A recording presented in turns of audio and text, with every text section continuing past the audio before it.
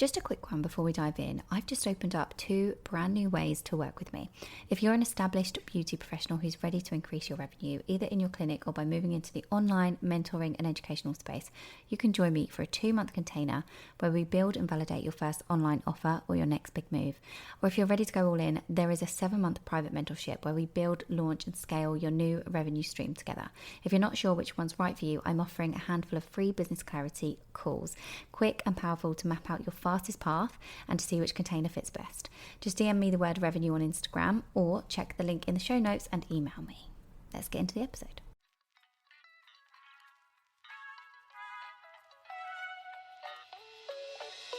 Welcome to the Beauty Build podcast with me, Zara King.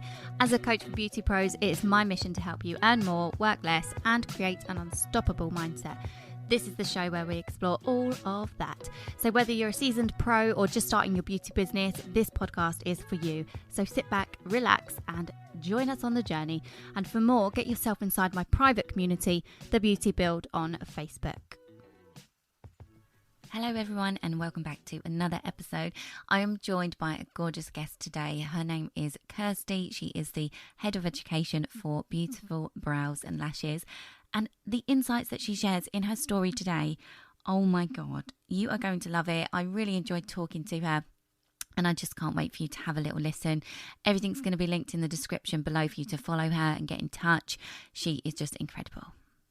So, Kirsty, can you share with us who you are, where you're from, and how you got into the beauty industry? So, my name's Kirsty Howard. I'm actually based in Kent and I am now Head of Education for Beautiful Brows and Lashes. Bit of a funny story, really. So, I was a gas engineer for like 10 years. And so, yeah, I used to go and fix people's boilers and do that, have a van. And that job just wasn't flexible round having young children. They were sort of babies at the time, really, the pair of them.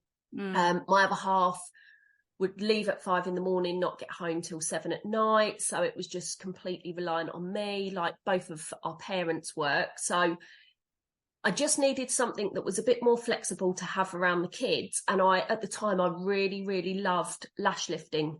So I went and done a lash lifting course and I spent about 2 years because I knew I wanted to leave that job. I spent about 2 years building up some clientele before actually taking the leap and leaving my other job and just fully doing lash lifting and lash lifting alone. That's what my whole business revolved around. Yeah. And that's how I come about doing this, really. As I say, I know it's gone from one extreme to another, but as I say, I just needed more flexibility with the kids.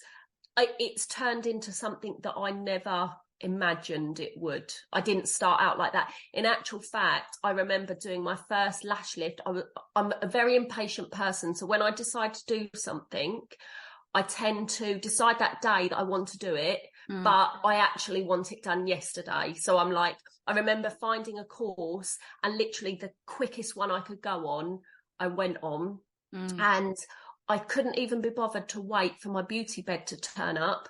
And I'd done my mum's friend on my bed as to do my first, like, have a go at it after my course. So it's gone completely, as I say, where I never imagined it. Amazing. So I'm the same as you. I have to have like it done now. It's like I always wanted it yesterday. I always say I'm a sprinter, you know. So when did you qualify in lifts? And then what was the business set up like?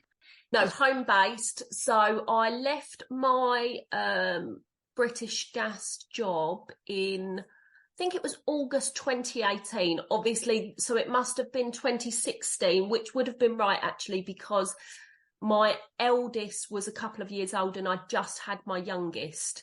So, and I know that she was a baby because I used to get my nan to come round and look after the baby whilst I used to do someone's lash lift. So it started out as sort of just a very much a sideline thing. I still started it out as a business and got an accountant and done all of that side of things, but it was just really for a bit of pocket money, I wasn't really too worried about it. Mm. Then I just got busier and busier, and it got to the point that I would be working in the week, and then on a Saturday, I used to have to, because I used to do it, and I had a big open plan, living room, kitchen, diner area.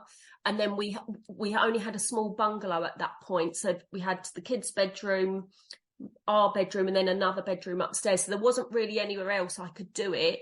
And I used to have to tell my other half to go out of the house with the kids of a weekend just so I could do treatments. But it got to the point where I was so booked up, they'd have to leave the house at like 8 a.m. on a Saturday and not come home till like 6 p.m.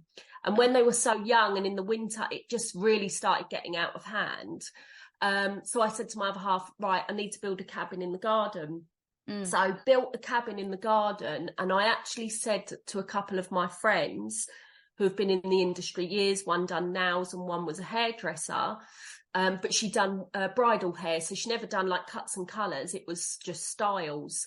I said to them, do you fancy just once a week working together so we feel like we're in a team? So every Friday we used to work together in the cabin. And it just went absolutely crazy, because then we was all sharing each other's clients and just got busier and busier. And actually people wanted to come to the cabin more because they wanted to get their lashes done, their nails done. They might want to get their hair done. And so it then just, we needed to work together more. I also then had people messaging me saying, could they come and work in the cabin? It was a makeup artist. So then there was 4 of us working in the cabin, and the hair and makeup artists used to do a lot of bridal, they still do bridal hair and makeup. So they worked as a team. And again, it got to the point where we were just so busy. The cabin wasn't big enough. We all needed to be in there. And that was, so I built that I finished that when I left British Gas. So that was ready and had been built. And by 7 months later, we'd only been working in it for like 7 months. I said to my other half, I think we need to move house because I've not got enough room to do what we need to do. Yeah. So then we bought a bungalow, but it was on a massive plot. And I've actually built a salon down the side of my house, and I had workstations set up, a backwash unit, a nail table, seating area, a full kitchen, a full bathroom, because that was another thing. People were having to go in and out my house to go to the bathroom, and also got a separate entrance so that it doesn't interfere with my house at all. So I can carry on living my life in the house with the kids and everything. And then everyone can just come and go as they need and work out the salon. And in the end, there was 7 of us that worked out of there. And this just went from me doing a lash lift course for a bit of extra pocket money. So, but we bought the house in November 2019 with the plan to do the main build March 2020. And obviously COVID hit. Yeah. So I built the salon, because I was like, right, that needs to be done, but just leave the rest of the house, because we was borrowing money, and we was worried because I was like, I'm self-employed. And because of how long I'd actually been self-employed, I fell into that 5% of not being able to have any help because of not having the books. So I was just like, let's just hold off. And then I'd done a lot of things online during lockdown, I taught, it ended up being something like 2,000 students in lockdown from around the world. And then when we came out of lockdown, I had this full working salon ready to use. I'd gone from doing, 5 days a week, doing treatments, once a month, twice a month teaching courses. One was a lash lift course and one was a brow lamination course, to completely flipping the other way. I now had 2,000 students that when we come out of lockdown, I can remember like the first week or two, I'd roughly get about 50 students messaging me a day with case studies to mark, because they'd signed up to courses that they may not have been able to complete during lockdown. So now they were wanting to get signed off. but I had like 12-hour days booked of clients. And I can remember just thinking, oh my God, I cannot sustain this level of work. Something had to give. And so I ended up going down to doing like 2 days a week doing treatments. And the rest of the time was taken up with my teaching. Fast forward to now that I don't even do treatments. I just do like content days and get models in to record things and things like that.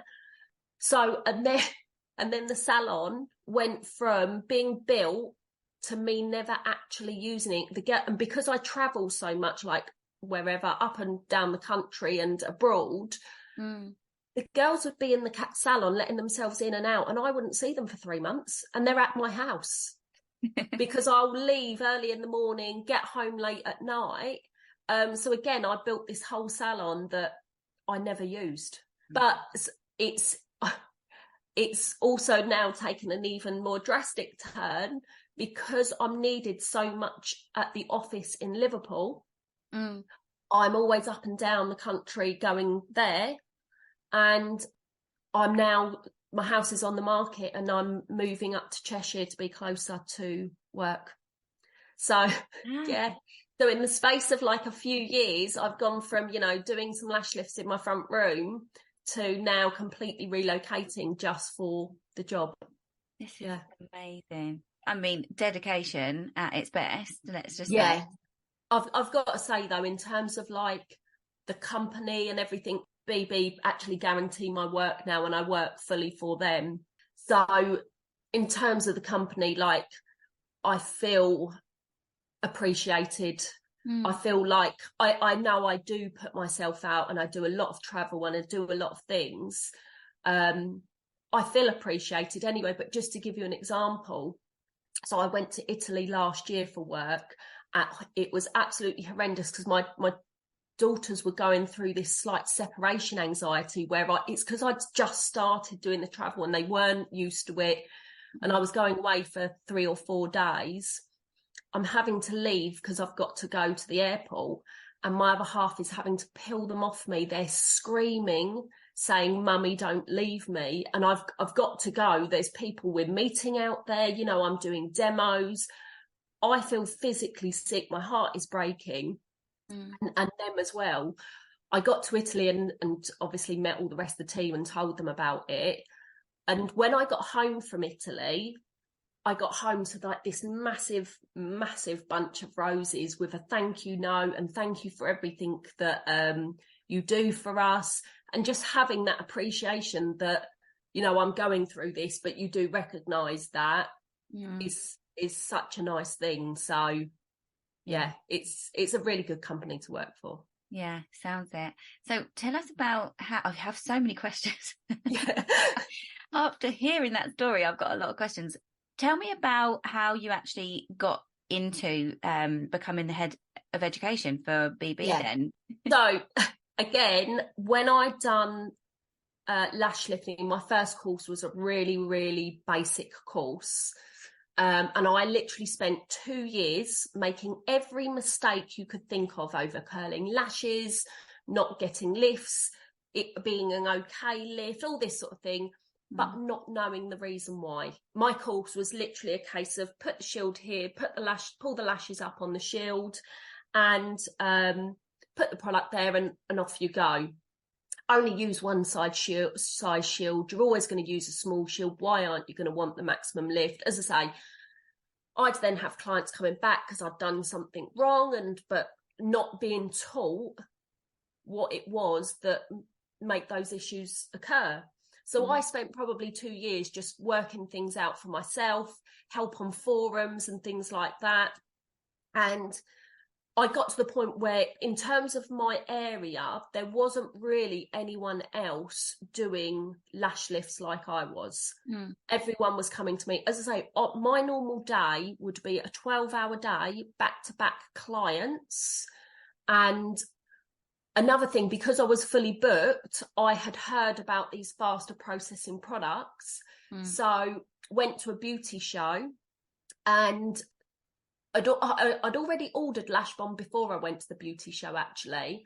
And I'd done my teacher training because I thought I actually want to help people. I want to teach people, because I had people locally to me just saying, oh, how are you getting your results? They'd come in, they'd book a lash lift with me, and then quiz me whilst they were there. And I just thought, if I go down that teaching route, I think I would do okay. And so I'd done that I finished it in the January 2019, my teaching qualification I'd been to college for. And then I met BB at the show in the March, and I'd only been using the products for like a couple of months, but just by using their products, I'd been able to double my client list, because my other product was taking me an hour per client. This was taking me 30 minutes per client. So instantly I was being able to take more clients in and not turn away the people that I had been previously. And then when I went to the show, I met them and I said, like, I've been using your products. I really like them. I've done my teaching qualification. I've not actually done any teaching yet. And then they asked to see my work and things like that. So I showed them my work, and then they said, yeah, okay, we'd like to invite you up to Liverpool, do a train the trainer day. So that's what I went and done. And that was, I think it was the end of April I'd done that. And then I run my first course for BB in the May. And I'd never, ever actually taught. I was hoping as well. I was hoping that I'd just have like one, maybe two people. And it ended up being fully booked and having 4 people. And then I was like, oh my God, I've never taught a class before. What if they ask me something and I don't know the answer? And I just thought, if I don't know the answer, I'll just be open and honest and this is my first course. Let me find out the answer, and I'll come back to you. And I've got to say, like, anyone that teaches out there, when you very first start, oh my God, it wipes you out like you wouldn't believe. You're talking all day. And then I can remember just going into my other half and being like, I'm just going to go in the bedroom. Can you keep the kids out? I just don't want to talk to anyone for an hour, and just sitting there in silence because I was so exhausted. But I absolutely loved it. I love transforming someone's business potentially, you know, someone who may not have that many bookings with treatments and things, and then doing a course with me. And one of my biggest things is that I want to push you to perfection. That's what I always say. And I always joke to them and say, there might be a point in this course, or when you send me your case studies, that you hate me, but it's going to be for your benefit in the end, because when they come and do the course with me, in terms of like putting the lashes up on the shield, if I'm not happy about it, let's take it off and start again. Let's take it off and start again. And they're just thinking, oh my God, I just want to get on with it now. But by that second or maybe third time that they've done it, they're absolutely flying. So actually then when they leave, they go away with a lot more confidence. And I want your end results at the end of the course to be good as well. And then offering that support going forwards. And then, as I say, you get a message a couple of months later just saying, oh my God, thank you so much. You know, I've got so many bookings for that since I've done your course. It's been amazing. The support's amazing. You know, I'm still in contact with people that I've trained 4 or 5 years ago. They'll send me the odd message. Oh, can you just remind me of this, or, you know. So, yeah, I really enjoy it, to be honest with you. And as I say, I don't do treatments really myself anymore, unless it's for content and it's purely revolving around the teaching, and also just now building the education for the brand as well. It's amazing what you've done in about 5 years. I mean, it's 2023, so yeah, about 5 years. You've absolutely killed it. I think it's incredible. I've got so many more questions. No, I think you're either a person. One of my biggest things, and I don't think I realised this until I think it was even just a few years ago, and you just think your mind works exactly the same as everyone else's. And when I do things, I'm like, right, I'm going to do that. I'm going to do that. I'll come up with loads of ideas and I'll just push until I get it. A lot of the time I wing it. I'll be honest. I'm just like, I'll give something a go. If it works, oh, okay, I'll carry on with that. Or if that doesn't work, okay, I won't do that. And I research a lot on, even in terms of setting up my online courses, I'd never set up a website. I'd never set up any online courses. I'd never recorded anything. I'd never got behind a camera until lockdown. And it was only then that it forced me into, how am I going to make money? I've got house bills to pay. I've got no income. What am I going to do? And I don't know how long this is going to last for. What can I do? And I remember getting an email from ABT a few weeks or something after lockdown started saying that they was going to start accrediting online courses. And I just thought, I've just got to try and go for it. And I can remember it was my sister-in-law was my model for my course. And I just thought, I've got one chance to get this right. However that content turns out, that is what I've got to use. I haven't got a second chance. I recorded it all on my phone. Wow. In terms of like the video quality, in terms of, you know, there's so much that, you know, if I'd done it today, it would be so much better. But my main focus was actually just making sure the content was there. Everything that they needed to know, I give them absolutely everything. I'm not one of these who teaches and actually I just leave. I won't tell you my special little secret. I will give you everything. And it just went, everyone kept coming back to me and saying, your online course was better than my in-person course. And as I say, my mind, I remember spending a whole week. My other half actually moaned because I kept making him do the dinner in the evening, and he said he was working because he was working and I wasn't working because I wasn't getting paid for the work that I was doing. And I was like, yeah, but I'm doing this so that I can be paid. So just bear with me. And I literally spent a whole week where I would get up at 6 a.m. and I didn't stop working till near midnight. And then I'd get up and do the same the next day. Didn't have a break, just wanted to get it done. But I'm like that. When I've got something in my sights, I'm like a dog with a bone. I've got a million ideas going round in my head. And until I start putting things down on paper, I actually can't sleep.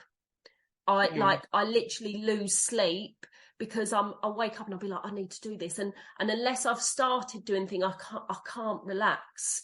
So I think it's that in me that's got me to where I am. And also just putting yourself out there. Don't be afraid to, I absolutely love it when no matter what someone's ability is, they are posting their pictures, asking for criticism, because that's when you're vulnerable. You know, some people are so afraid to put something out there. You're never going to grow unless you start making yourself, putting those pictures out no matter what. And I've got the greatest respect for people that do have the courage to do that. Again, going back to a makeup artist I know, her work is absolutely amazing. And I'd be like, why don't you do this? Why don't you do that? And giving her all these ideas. And she was like, I just don't think like that. I would never have even thought to do something like that. But it's also her fear of putting herself out there. You know, I'm like, but there's loads of people that admire your work. Yeah. Why aren't you just doing it?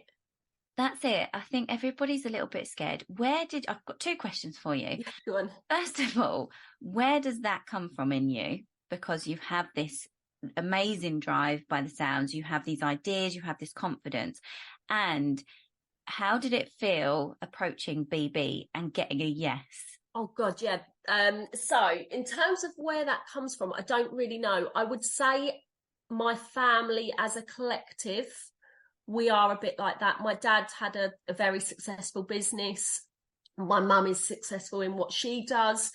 My sister is very successful in what she does. So I think that we've always had this drive. And I don't know where specifically, it's just the way I'm wired. A funny story, actually. When I was, it was when I was 15, I knew that I wanted to drive and get a car when I was 17, because my parents sort of lived a little bit out in the sticks on a bus route that, you know, you couldn't go anywhere. And my mum and dad, I was always reliant on my mum and dad taking me everywhere. So I was always adamant that as soon as I turned 17, I was going to be driving, get a car, blah, blah, blah. And I worked. In fact, I can remember my parents went to Thailand in that summer holiday when I was 16. And I said to them, I don't want to go because that's a big chunk of me earning money that because I wanted a car that I'm going to lose out on. And I had 2 jobs. I had my job that was my normal, I worked in a children's play centre, and I used to get off the bus and do that 3 evenings a week plus a Saturday. And then I worked in a meat packing factory. So I would start the meat packing factory at something like 6 in the morning and work till 4 p.m. And then I'd go and get changed and washed and everything and start my shift, my evening shift at the children's play centre, and do, I think it was 5 till 8 every evening, because that was what I was contracted. And I'd done that for most of the summer holidays, 5 days a week. And my dad had always said to me, in terms of your car, he said, whatever you save, I'll double it.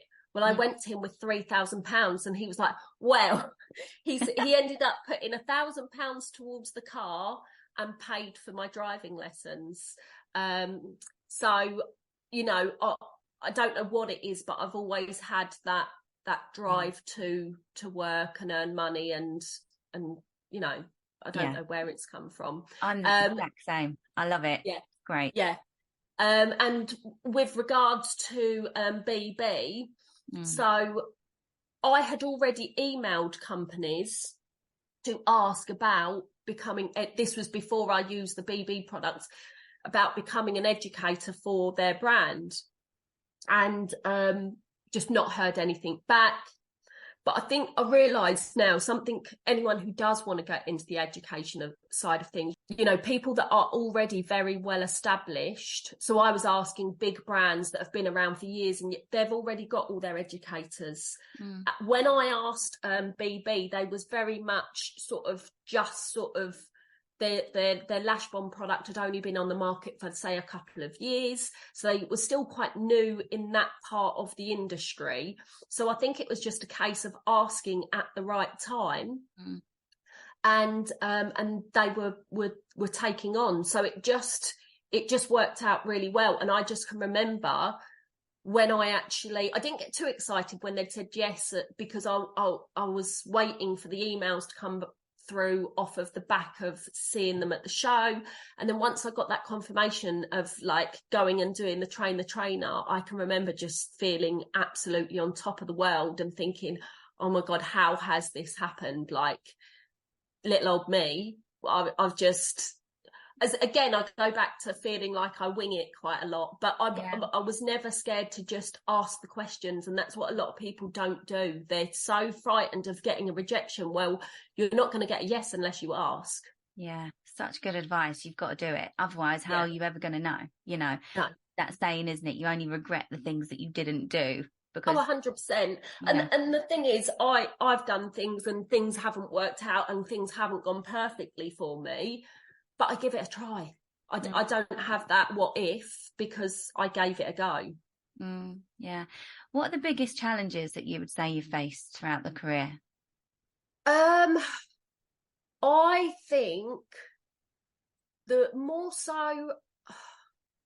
probably more so like the competition between people, and one thing I don't like, and one thing that I never do, is just tearing down people, their work, brands, anything like that. And I think our industry, it can be quite catty at moments, and that's something that I really don't get involved in. I really don't like. My biggest thing is just concentrate on what you're doing, look at your goal. And I know it's slightly blinkered, because it's also good to keep up with what's going on. But the biggest thing is, don't focus on that, focus on what's in front of you and your goal. Even when I see things on forums and stuff, and, you know, someone's done something wrong, or, you know, and the first thing people do is be like, oh, that brand. And actually, I tend to just be like, right, okay, well, anything could have happened. You need to look at this, and this first, and actually help people. In fact, I took a phone call from a lady who, she wasn't even using our brand of product, but she'd been having such difficulty with her work and things. She was sort of bouncing around a forum, and I messaged her and said, do you want to just give me a quick call? Like, I haven't got time to go back and forward with messages, but we'll just have a quick conversation. And I called her, and then ended up spending some time on the phone to her, just explaining a few different things as to why things happen. And she was so thankful. And she just said, you know, I'm not even using your brand, yet you've spent the time to help me. And I just wish more people would just, that whole saying, be kind. I that's what I think we need more of in this industry, because as I say, it can be, and from people you think they shouldn't be doing it in their position, you know. You know, they're big in the industry. There is no need for it. It's just, you know, you're doing well, let everyone else do well as well. That's my opinion. I'm happy for anyone who succeeds. Yeah, I think that is one of the challenges for the industry. It's not as catty and bitchy as it used to be, but it's still, there's always going to be that element of it, isn't there? Yeah. Did you ever have anything nasty happen to you when you were like full-time treatments? No, not that I can think of. I did. Don't get me wrong. I've made mistakes. So I'll give you a story, and this goes back to those first 2 years when I was had started. I overcurled someone's lashes badly. It was you know, really overcurled, but I didn't know that that's what I'd done. And it was only when I started teaching that I realised, you know, or when I got to the point of teaching, that is what I'd done. I'd brought the product up too high and I'd overcurled this woman's lashes. Because when she'd messaged me, I said to her, I don't know what I've done. Like, I'm really sorry, really apologetic. I actually messaged her, I think it was a good year, maybe 18 months after doing her treatment. I'd messaged her and said, would you mind coming back in for a free treatment? I now realise that I overcurled your lashes and I'm so much better at lashes than I was then. I said, go and have a look at my work and what I'm doing now, because I don't want your lasting impression of my work to be that. And she did. She came back in and then she carried on being my client. Wow. Yeah. But I because that one thing played on my mind all the time, but I didn't know why that had happened. So it was probably a way of clearing my own like unhappiness with that happening, getting her back in and making her happy again. And then that's such a good thing. I think too many people would probably run away from that and be a bit too scared. And it really is down to how we respond to things, isn't it? If you get, I don't know, if you do something wrong, if you get a bad review, if you whatever it might be, the best thing to do is to respond as professionally and as kindly as you can. Obviously, there are things to bear in mind, like business-wise.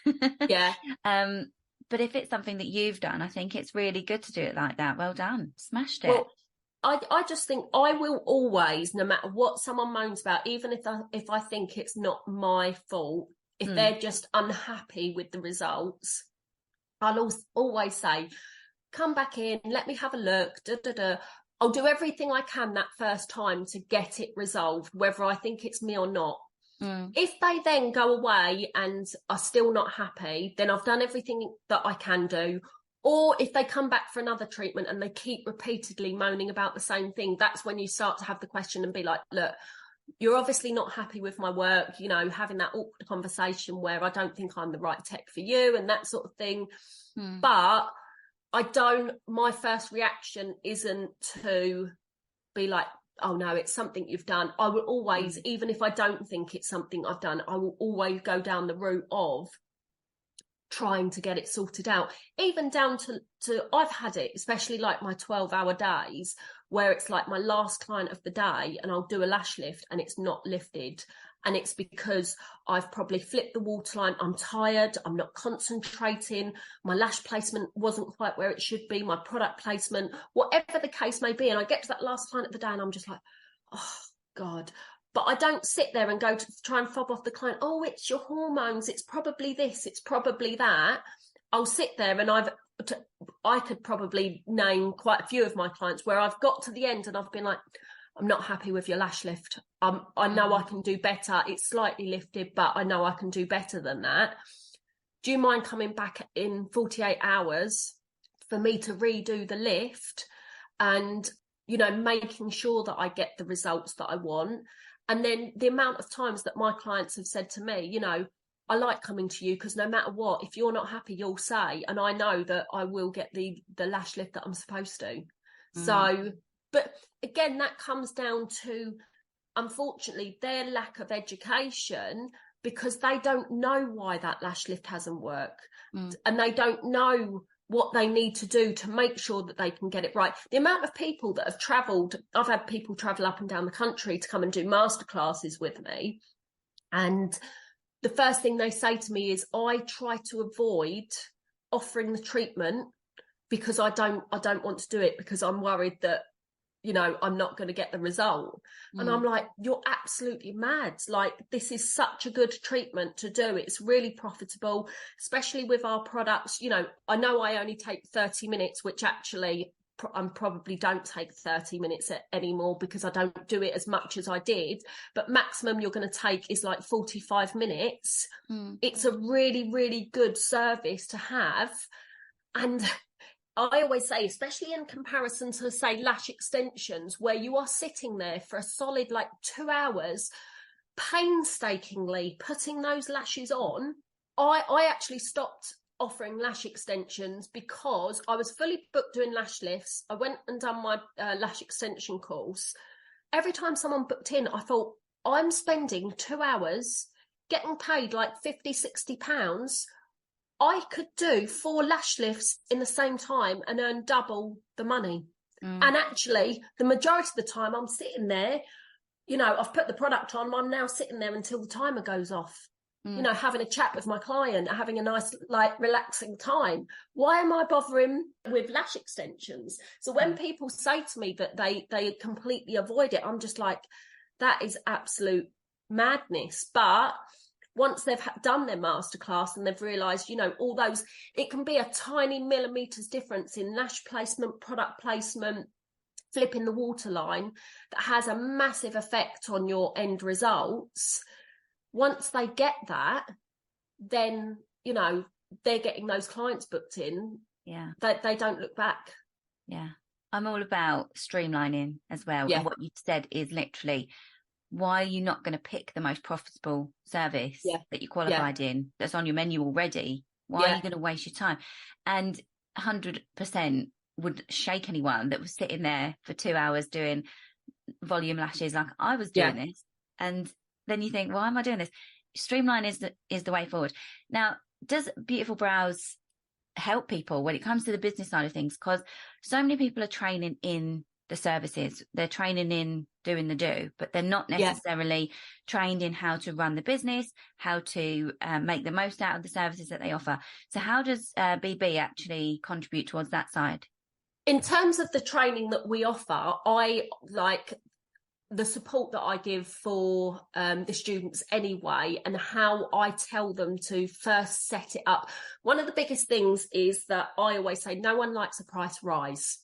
Don't set your prices when you come out of a course and say, oh, lash lifts £15. No, set your prices as what you want them to be. So, and then when you come out, you'll say, okay, for the first 2 weeks, I'm going to do half price lash lifts, or however you're going to do it.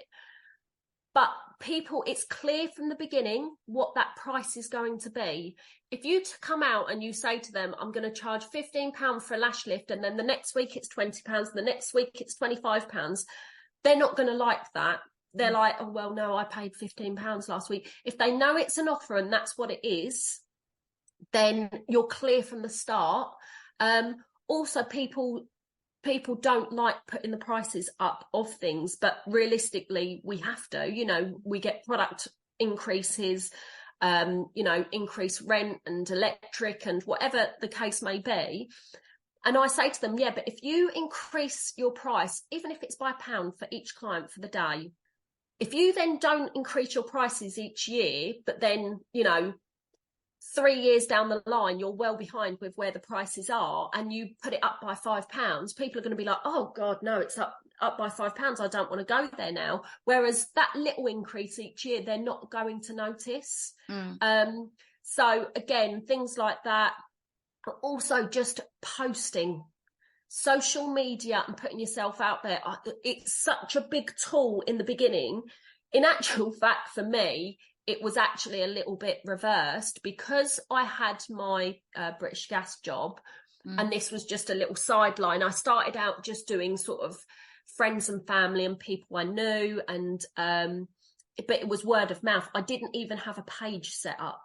But what happened was, I was doing people's lash lifts, and then people were messaging me, oh, you done so-and-so's lash lift, could I book in with you?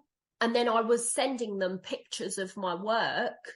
And then I was thinking, God, I just need to set up like an Instagram or a Facebook page, because actually it's becoming a pain sending the pictures, whereas they could just go on my page and see the work.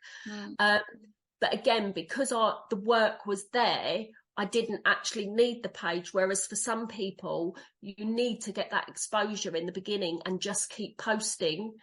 The more that you get seen, like the amount of times, and especially if you've got gaps, what used to work for me when I did have gaps, post your times and days that you have free available that week. Because it's someone who's thinking, oh, God, I've got to book an appointment. Forget to do it. Then they see that post. Oh, she's got a slot that works for me. Can I have that slot? You know, it's little things like that you just keep making sure you fill those gaps. Another thing that I used to do is, when the kids were young, and as I say, I used to have my nan for childcare. So the days that I had my nan for childcare, I had my prices, and then the day where I didn't have childcare and that I'd have to find childcare, I had another price. So in terms of, people used to say to me, oh, can I have an appointment on this day? And I'd be like, you can, but it's this price. If you go on this day, it's only this price. Because they'd say to me, oh no, I can't do that day. As soon as you tell them it's a cheaper price, they will make time.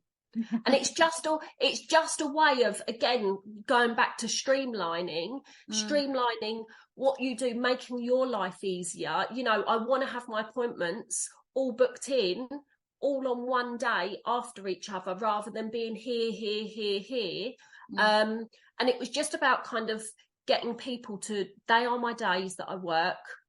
If you want out of those days, yes, I will do it, but it's going to cost you more, because it's an inconvenience to me and the kids, and finding childcare and things like that. So yeah, in terms of running the business, I would say just the posting, the social media, getting your bookings, advertising your bookings, and photos, lighting. It's, you know, lighting was an absolute game changer for my pictures years ago. I went from having, and I see it with my students sometimes, they've done the most amazing lash lift, but the picture's dark, you can't see how brilliant that lash lift is. Just get some good lighting on there, and all of a sudden it looks like more like a professional photo. And also a good phone. So again, I've just bought the Pro Max, because you've got the macro lens built in, because for my filming and content, you just need, obviously, good tools for the job. It used to be we all just used to take a photo. It's all becoming, we need to be photographers as well as, you know, techs these days. Yeah. And it sounds like you are one of the best people to train with in my ears, because so many people aren't doing that. And I think it's just kind of a testament to you and BB that you're that thorough, and that you're helping people with other things, because there are too many people in the industry, I think, that quickly get qualified in teach people out of their homes. Great, not knocking that, but yeah, they themselves may not know all of these things to then be able to help other people with. So I think if you are one of the ones that needs more help with the business side of things, it will really serve them, won't it, to do their research and find a company that is going to teach them, and that basically helps with the business side of things as well. Because I find that that's one of the biggest problems in the industry. I think as well, a lot of people think that they are going to do a course and just have clients. Absolutely. And they don't actually realise you've got to work for clients. Yeah.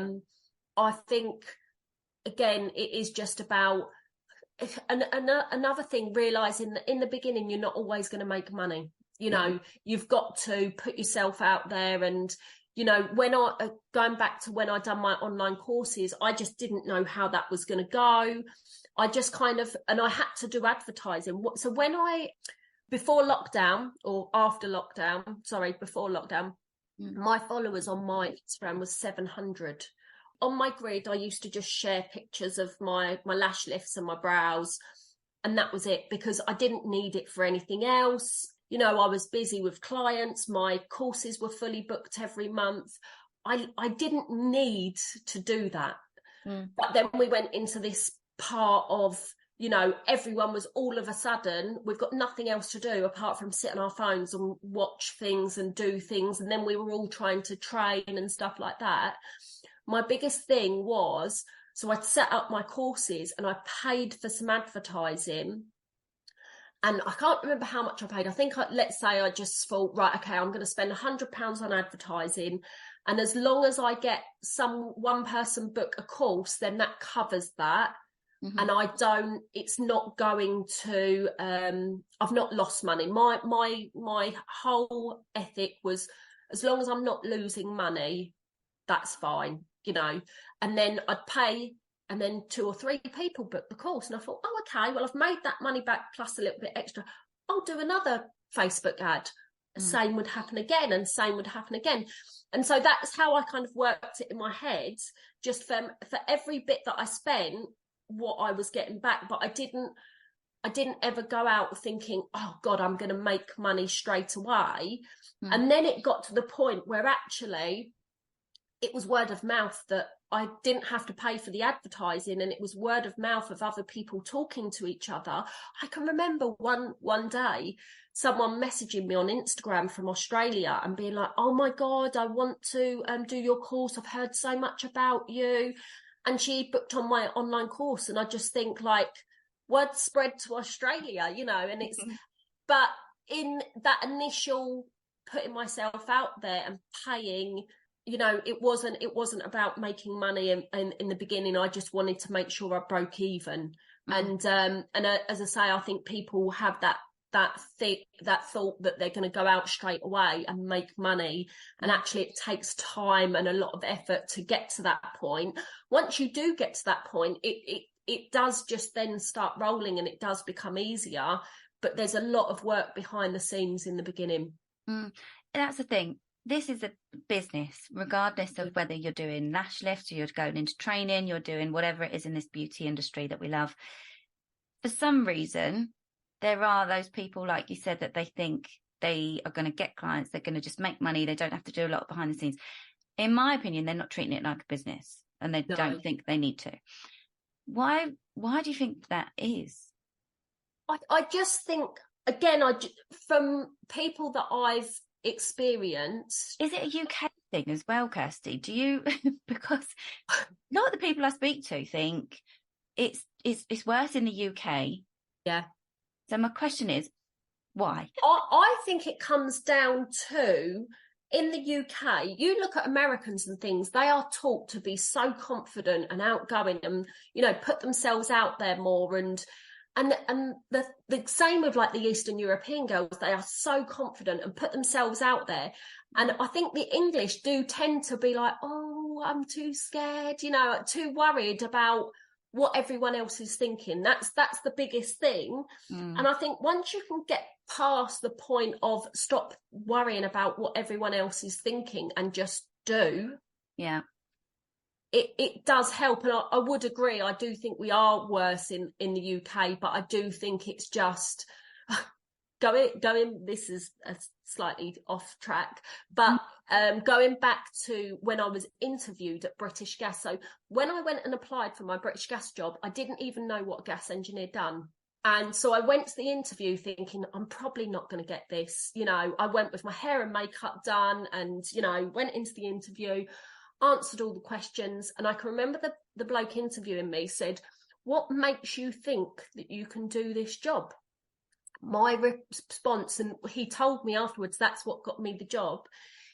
He said, my response to him was, if you show me something, I honestly believe there's nothing that I can't do. And that is the way I think. no matter what I encounter, I'm always thinking, oh, how do they do that then? And, you know, and then I'll go away and do some research and, you know, because I want to do that, but I don't want to pay that price. I want to try and do it myself. And, you know, and I think it's having that mentality of you can do anything. Anyone can do anything. As long as we are shown and we are taught and we are trained, there is nothing any of us can do.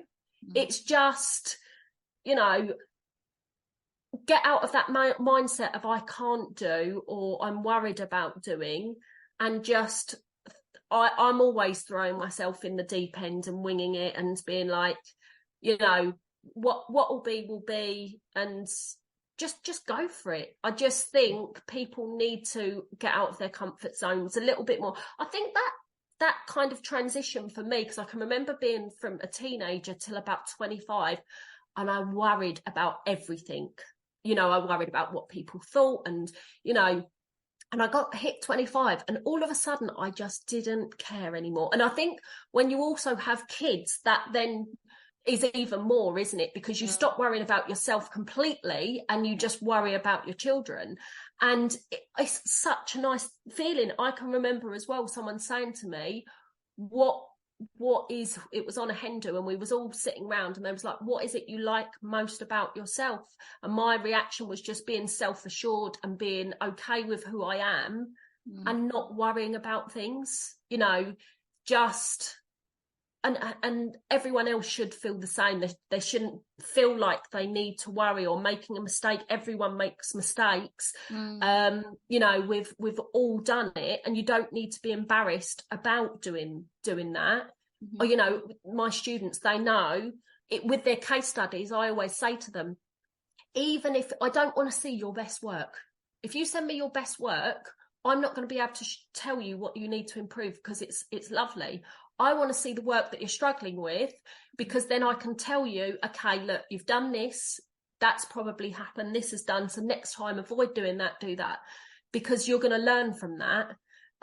But people worry too much about sending that work, and actually they think I want to see all their perfect pictures. I do in the end, that's what I want for you, but in the beginning, that's not how we all start out. Do you think that people can learn how to stop caring about what other people think?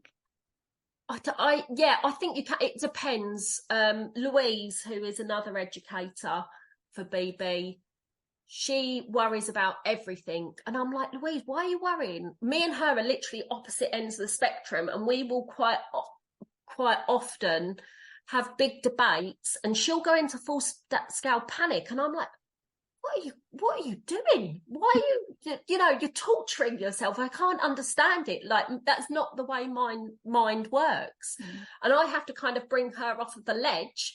And, you know, there's me who's the other end, and she's like, oh, I don't think you should do that. You're just winging it, and sort of puts a bit of a spin on how I'm thinking. So we're quite good in kind of leveling each other out in terms of, I think.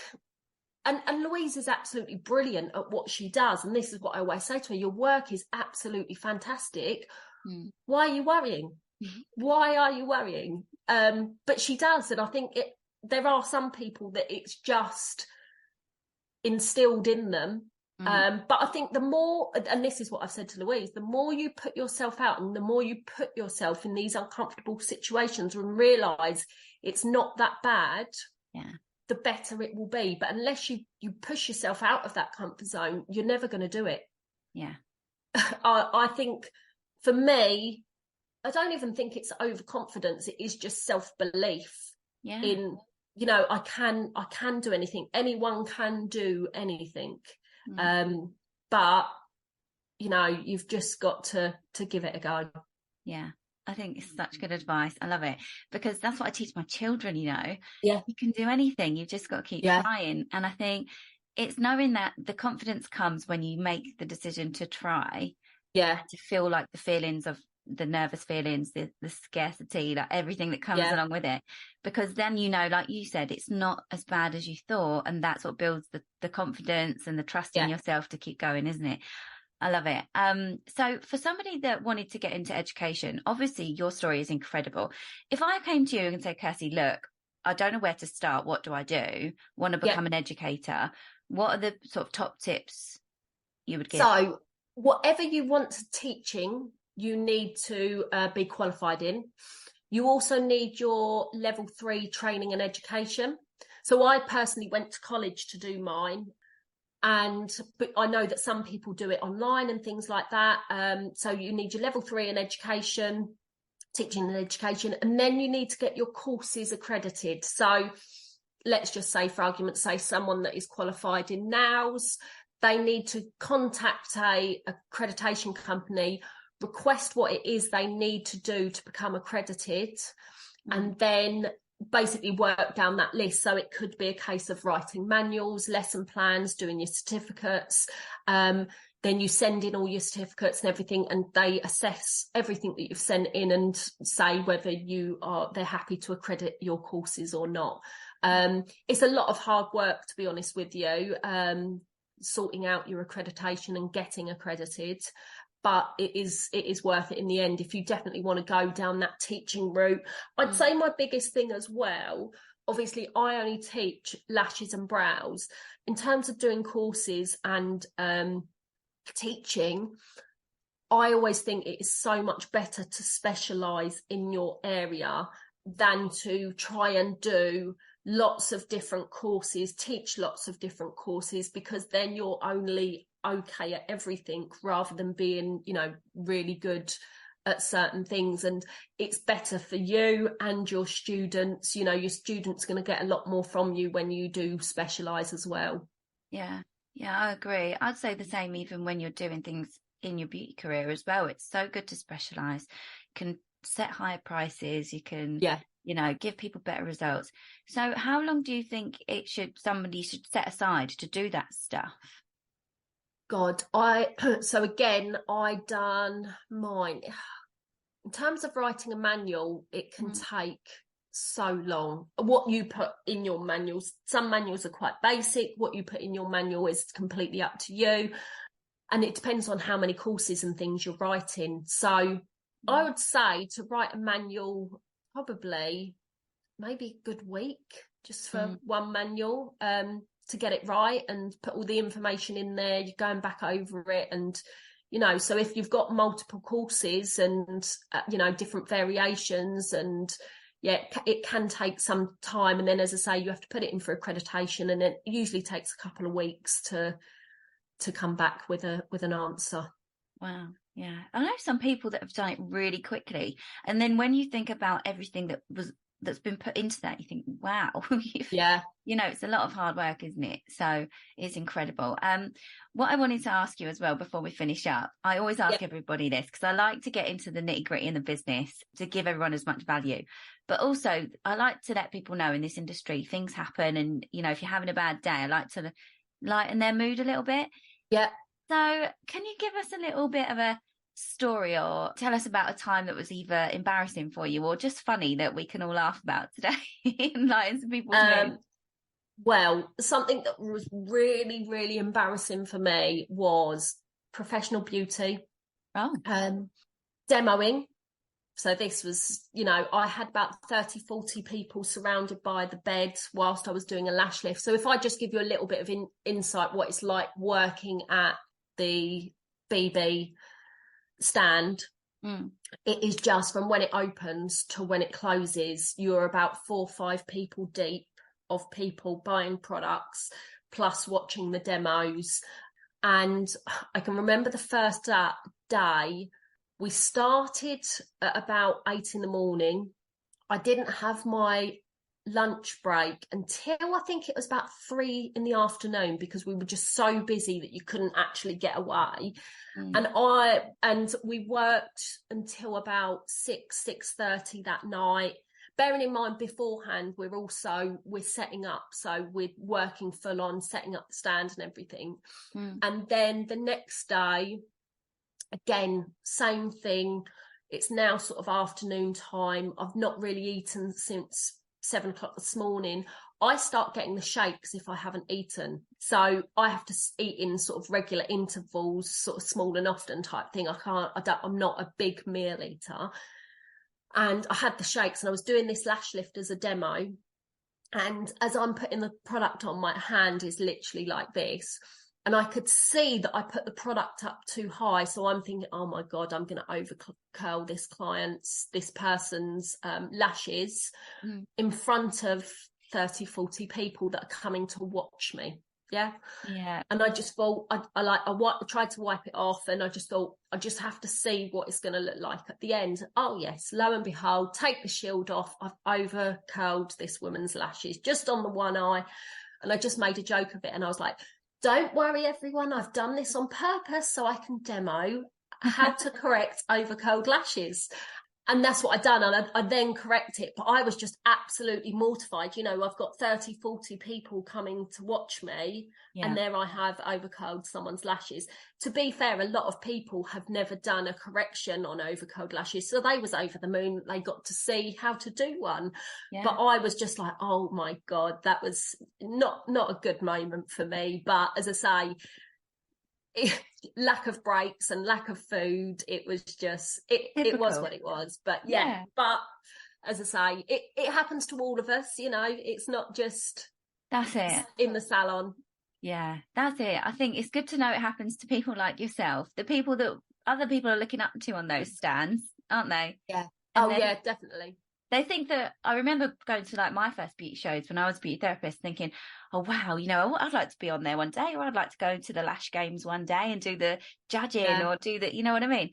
And you kind of think that these people aren't humans. They're not, they don't make the mistakes that we make, but you do. So if anyone's listening and they're thinking, you know, that this doesn't happen, it does. And I don't think I've ever done a correction either in my whole career. I was doing lash lifts for years and years. That's another thing that I do go through on the courses in terms of corrections on overcurled lashes. If a lash lift doesn't work, what you can do. So I literally my students go away with no stone unturned. You know, they go away, and a lot of the time, I think in all the time, I've probably had 3 students that have messaged me after the course and been like, oh my God, I've overcurled someone's lashes. I know we went through it, but can you just talk me through? So then I've sent them a voice clip and been like, right, this is what you need to do. Get them back in, do this, do that. And then once they've done that correction and realised, actually, oh God, that was so easy. Again, that just builds their confidence in the fact that, you know, if we do make mistakes, you can correct them. And, you know, so it's a really good thing. So yeah, I love it. So if anyone wants to get in touch with you, Kirsty, or train with you, or, you know, whatever, have a chat, where can they do that? Where's the best place to find you? So on my Instagram at kirstyh.beautifulbrows. I do also teach the courses at Liverpool HQ as well, along with Louise. So yeah, either via my Instagram, drop me a message, or as I say, I do train at the BB HQ in Liverpool. But we have got trainers throughout the country as well who are absolutely amazing. And they offer the same level of service as I do. Yeah. Oh, well, thank you so much for joining me. I've absolutely loved getting to know you as well and your whole journey. It's been so good. I'll leave all of the notes in the description below for everybody to get in touch with yourself and the company. I'll put everything in there. I'll link it all. And so thanks for joining me. No worries. And for everybody listening, I will see you on the next one. Thank you so much for tuning in. I hope you enjoyed today's episode and gained valuable insights that will help you in your beauty business and life. If you did, please take a screenshot and tag me in your stories. If you've got any questions or comments, please feel free to reach out to me on any of my socials. The links are always in the descriptions. And don't forget to subscribe to the podcast and leave us a review. Your feedback helps us improve and bring you more and more great content. Until next time, keep building that business.